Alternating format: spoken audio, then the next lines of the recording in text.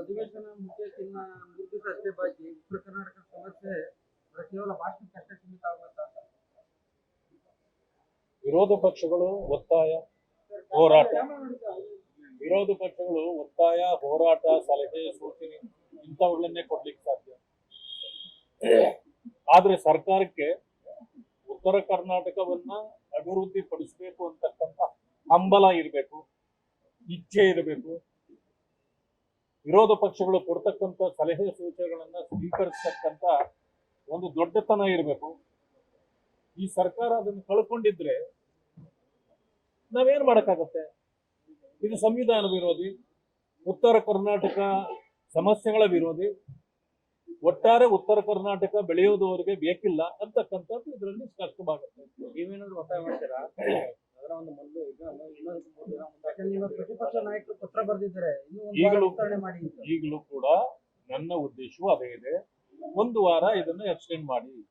ಈಗಾಗಲೇ ಏನೇನು ಚರ್ಚೆಗಳಾಗಬೇಕಾಗಿತ್ತು, ಸಮಸ್ಯೆಗಳಿಗೆ ಪರಿಹಾರ ಕೊಡಬೇಕಾಗಿತ್ತು, ಇದುವರೆಗೂ ನಮ್ಮ ಬೇಡಿಕೆ ಇದೆಯೇ ಹೊರತು ಸರ್ಕಾರ ಯಾವುದೇ ಬಾಯಿ ಕೂಡ ತೆಗೆದಿಲ್ಲ, ಒಂದಕ್ಕೂ ಉತ್ತರ ಕೊಟ್ಟಿಲ್ಲ.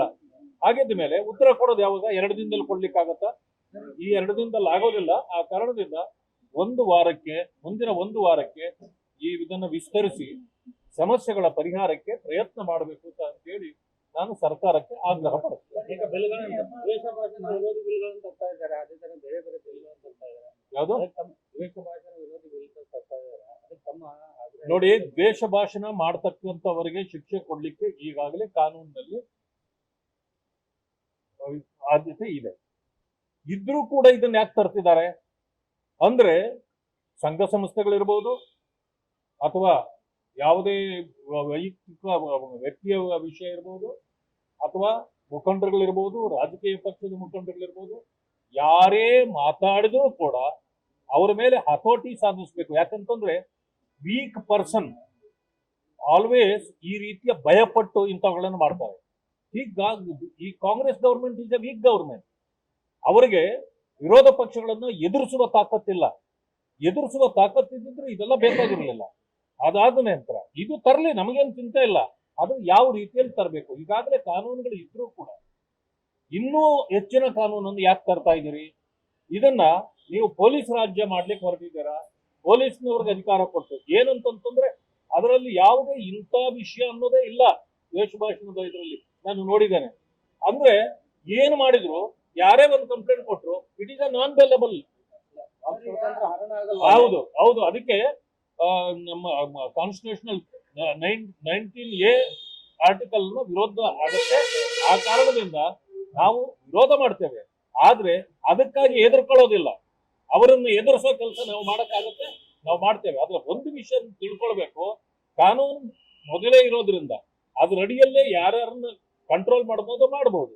ಒಂದು ಸಮಯ ಹೇಳ್ತೀನಿ, ನೀವು ಇವತ್ತು ಅಧಿಕಾರದಲ್ಲಿದ್ದೀರಿ, ವಿರೋಧ ಪಕ್ಷಗಳನ್ನ ಹಣಿಯಲಿಕ್ಕೆ ನೀವು ಈ ಕಾನೂನು ತಂದ್ರೆ ನಾಳೆ ನಿಮ್ಮ ತಲೆಗೂ ಬರ್ತದೆ ಇದು ಅನ್ನೋದನ್ನು ನಿಮಗೆ ನೆನಪಿಸ್ತೇನೆ.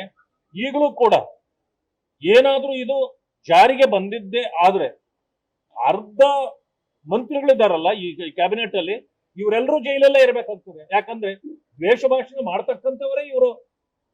ಯಾರ್ಯಾರು ಏನೇನು ಮಾತಾಡ್ತಾರ, ಪ್ರಧಾನಮಂತ್ರಿಗಳನ್ನು ನಿನ್ನೆ ಏನ್ ಮಾತಾಡಿದ್ದಾರೆ, ಸಮಾಧಿ ಕಟ್ತೀವಿ ಅಂತಂದ್ರೆ ನಮ್ಮ ಮಾನ ಮರ್ಯಾದೆ ಅದು ಇದೆಯನ್ರಿ ಇವ್ರಿಗೆಲ್ಲ? ಪ್ರಧಾನಮಂತ್ರಿ ಒಬ್ಬರನ್ನ ಸಮಾಧಿ ಕಟ್ಟಲಿಕ್ಕೆ ನಿಮಗಾಗತ್ತಾ? ಒಬ್ಬ ಪ್ರಧಾನಮಂತ್ರಿಯನ್ನ ವಿಷದ ಸರ್ಪಕ್ಕೆ ಹೋಲಿಸ್ತೀರಿ, ಇದು ದ್ವೇಷ ಭಾಷಣ ಅಲ್ವಾ? ಒಬ್ಬ ದೇಶದ ಅಧ್ಯಕ್ಷರನ್ನ ಅವಳು ಅಂತೀರಿ, ಒಬ್ಬ ಫೈನಾನ್ಸ್ ಮಿನಿಸ್ಟರ್ನ ಯಾವಳವಳು ಅಂತ ಕೇಳ್ತೀರಿ. ನಿಮಗೇನಾದ್ರೂ ನಾಚಿಕೆ ಮಾನ ಮರ್ಯಾದೆ ಇದ್ರೆ ಇಂಥವೆಲ್ಲನೂ ನಿಲ್ಲಿಸಬೇಕು. ಇದು ದ್ವೇಷ ಭಾಷಣ. ಇದರಿಂದಾಗಿ ನಿಮ್ಮನ್ನ ಜೈಲಿಗೆ ಕಳಿಸಬಹುದೇ ಹೊರತು ನಮ್ಮನ್ನಲ್ಲ. ನಾವು ಇಂಥ ಅಚಾತುರ್ಯಗಳಿಗೆ ಕೈ ಹಾಕೋದಿಲ್ಲ ಅಂತಕ್ಕಂಥದ್ದನ್ನ ಮುಖ್ಯಮಂತ್ರಿಗಳಿಗೆ ಮತ್ತು ಅವರ ಸಹೋದ್ಯೋಗಿಗಳಿಗೆ ಹೇಳಿಕ್ಕೆ ಬಯಸ್ತಾರೆ.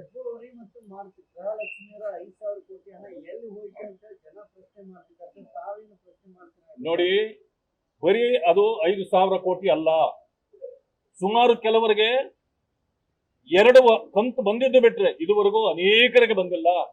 ಎಲ್ಲ ದಾಖಲೆಗಳನ್ನ ತಂದು ಕೊಟ್ಟಿದ್ದಾರೆ, ಇವತ್ತಿನವರೆಗೂ ಅವ್ರಿಗೆ ಬಂದಿಲ್ಲ. ಎಲ್ಲಿ ಹೋಯ್ತು? ಗೃಹಲಕ್ಷ್ಮಿ ಯಾವ ಲಕ್ಷ್ಮಿ ಮನೆಗೆ ಈ ಹಣ ಹೋಗಿದೆ ಹೇಳ್ಬೇಕಲ್ಲ? ಗೃಹಲಕ್ಷ್ಮಿಗೆ ಹೋಯ್ತು, ಮತ್ತೊಬ್ಬ ಲಕ್ಷ್ಮಿಗೆ ಹೋಗಿ ನೀವು ಹೇಳೋರು ಯಾರು ಬೇಕಲ್ಲ. ಸರ್ಕಾರಕ್ಕೆ ಇದರ ಬಗ್ಗೆ ಕಾಳಜಿ ಇಲ್ಲ. ಆಮೇಲೆ ಇದು it is A random thinking. ಹೆಂಗೆ ಅಂತಂದ್ರೆ, ಬಸ್ನಲ್ಲಿ ಮಹಿಳೆಯರು ಅತಿ ಪ್ರಯಾಣ ಮಾಡಿದ್ದಾರೆ, ಅದಕ್ಕೆ ಇಷ್ಟು ಹಣ ತೆಗಿತೀವಿ ಅಂತ.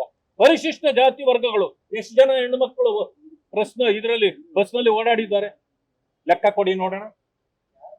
ಯಾರನ್ನ ಕೊಡ್ತೀವಿ, ಯಾರಿಗೆ ಇದು ಕೊಡ್ತೀರಿ? ಹಾಗೇನೆ ಗೃಹಲಕ್ಷ್ಮಿದು ಕೂಡ. ಗೃಹಲಕ್ಷ್ಮಿ ಅಂತಂದ್ರೆ ಯಾರು?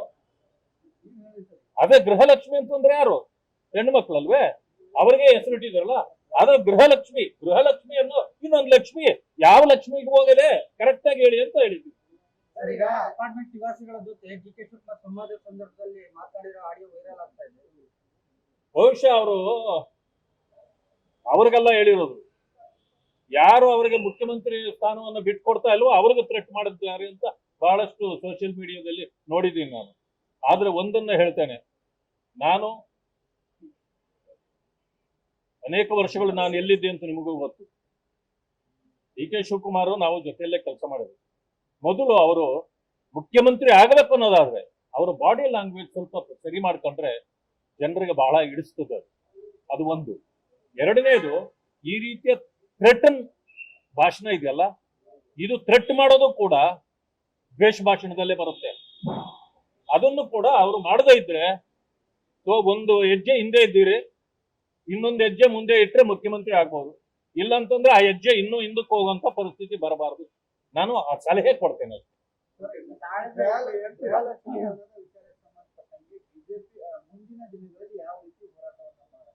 ಮುಂದಿನ ದಿನಗಳಿಲ್ಲ, ಇವತ್ತಿಂದೇ ನಮ್ಮ ಹೋರಾಟ ಪ್ರಾರಂಭ ಆಗುತ್ತೆ. ಮುಂದಕ್ಕೆ ಯಾಕೆ ಆಗ್ತದೆ? ನಮ್ಮನ್ನ ಇವರು ಖಜಾನೆಗೆ ಕನ್ನ